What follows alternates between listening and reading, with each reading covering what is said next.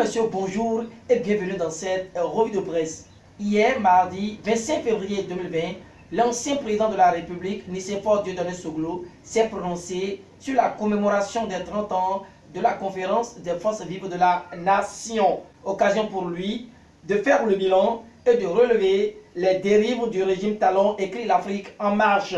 Pour certains médias, notamment en ligne, c'est un message d'espoir que Soglo a adressé à ses compatriotes. Mieux pour les communales de 2020 et les manœuvres du pouvoir, la résistance se prépare, martèle matin libre. Rejetant les informations précédentes, le Soleil Bénin Info confie que Soglo fait des digressions inattendues sur le trentenaire de la conférence nationale et se met en scène à nouveau.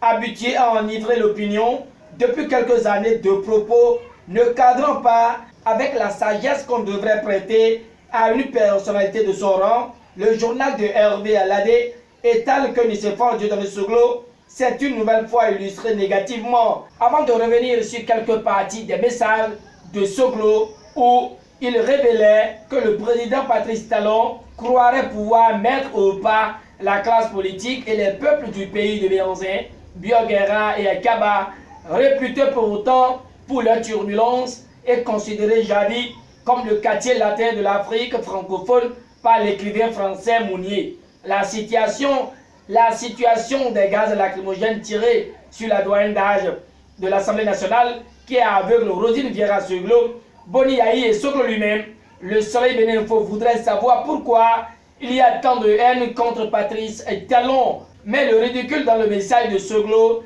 vient de ce qu'il a relevé pour la première fois qu'il s'était rendu au marché d'Antokpa pour réclamer la tenue d'élections démocratiques ouvertes à tous et inclusives.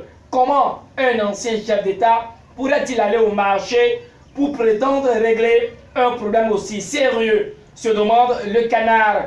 En tout cas, l'auteur de l'article a pioché d'autres messages qui lui laissent la marge de conclure que l'ancien président de la République s'est mélangé un peu les pinceaux dans son adresse. Pour finir, le Soleil Bénin Info étale que Soglo a fustigé l'article 184 du Code électoral afférent aux 10%, mais est resté incapable de sortir les solutions à proposer pour la création des partis politiques représentés sur l'ensemble du territoire national.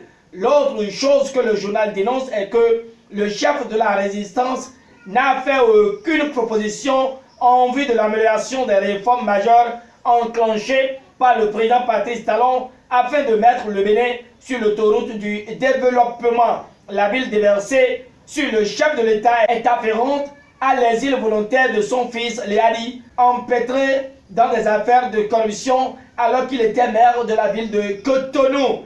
Mais, chose curieuse, Soglo n'est pas le seul à se prononcer hier, mardi 25 février 2020, sur le trentenaire de la conférence des forces vives de la nation. Maître Sadikou Ayo Alao a lui aussi livré quelques messages, a lui aussi livré quelques réflexions sur la gouvernance démocratique à l'occasion des 30 ans de la conférence de 1990. Pour lui, c'est la gouvernance opaque.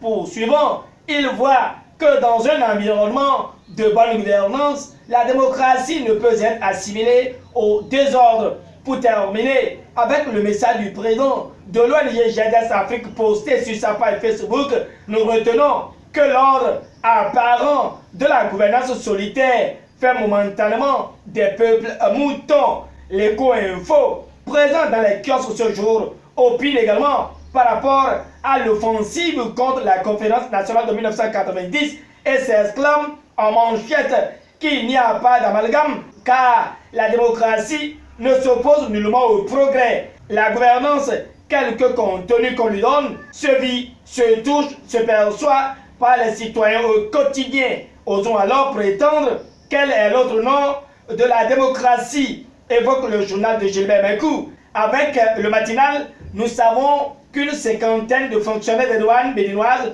participent depuis hier, mardi 25 février 2020, à Cotonou, à un atelier national sur la lutte contre le transport physique frontalier des espèces et des instruments négociables aux porteurs. Le défi d'une génération clarifie qu'organiser par le groupe intergouvernemental d'action contre le blanchiment d'argent en Afrique de l'Ouest GIABA et de la cellule nationale de traitement des informations financières du Bénin, CENTIF Bénin.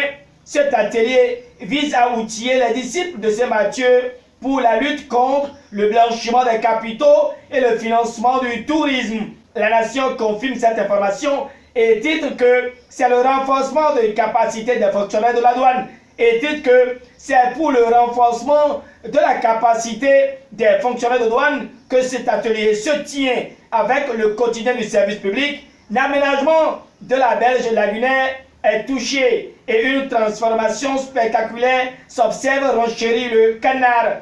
Les efforts du gouvernement sont salués, écrit une nouvelle expression en manchette, heureux que la Belge lagunaire, située le long du marché international d'Antwerp, jadis dépotoir d'état des mondis, refait peau neuve, renchérit le confrère. Remise de site pour la construction d'un centre touristique.